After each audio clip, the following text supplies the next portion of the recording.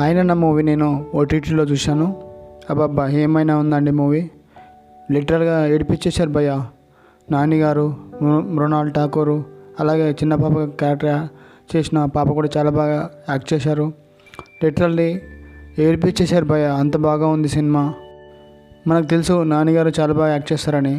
అదేవిధంగా ఇందులో మనకు మృణాల్ ఠాకూర్ కూడా చాలా బాగా యాక్ట్ చేసింది. కేవలం గ్లామరస్ రోల్కే కాకుండా తను పర్ఫార్మెన్స్ చాలా బాగా ఉండింది ఈ మూవీలో. ఇక పాప గురించి చెప్పాలంటే పాప కూడా చాలా బాగా యాక్ట్ చేసింది. స్టోరీ కూడా చాలా బాగా ఉండింది. సో నేను ఎక్కడ కూడా స్కిప్ చేయకుండా చూశాను మూవీ. క్లైమాక్స్ చాలా బాగా ఉండింది. ఇలాగ బోరింగ్గా ఉంటుంది అనుకున్నాను, కానీ క్లైమాక్స్ చాలా బాగా ప్లాన్ చేశారు డైరెక్టర్ గారు. స్క్రీన్ ప్లే చాలా బాగుంది. అదేవిధంగా సాంగ్స్ కూడా చాలా బాగున్నాయి. సాంగ్స్ కూడా నేను ఎక్కడ కూడా స్కిప్ చేయకుండా చూశాను. మెయిన్గా ఒడియమ్మ సాంగ్ మంచిగా ఉంది. సాంగ్ డ్యాన్స్ కూడా చాలా బాగుందండి.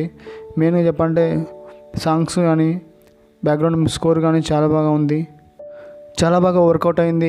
ఫాదర్ అండ్ డాటర్ మధ్య ఉన్న సెంటిమెంట్ చాలా బాగా వర్కౌట్ అయింది. మెయిన్గా నాని గారు ఆ పాప మధ్యలో ఉండే సెంటిమెంట్ చాలా బాగా వర్కౌట్ అయింది.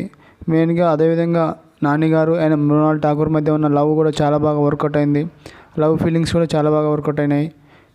ఈ స్టోరీ మనకు తెలిసిన స్టోరీయే, బట్ మనకు డైరెక్టర్ చాలా బాగా ఎంగేజింగ్, అంటే మనకు ఎమోషనల్గా చాలా బాగా ఎక్కించేశాడు. చాలా బాగా తీశారు. ఎమోషనల్గా చాలా ఎమోషనల్ సెంటిమెంట్, మంచి మ్యూజిక్తో కూడిన ఒక సినిమా అని చెప్పొచ్చు. మంచి ఫీలింగ్ ఇచ్చే సినిమా.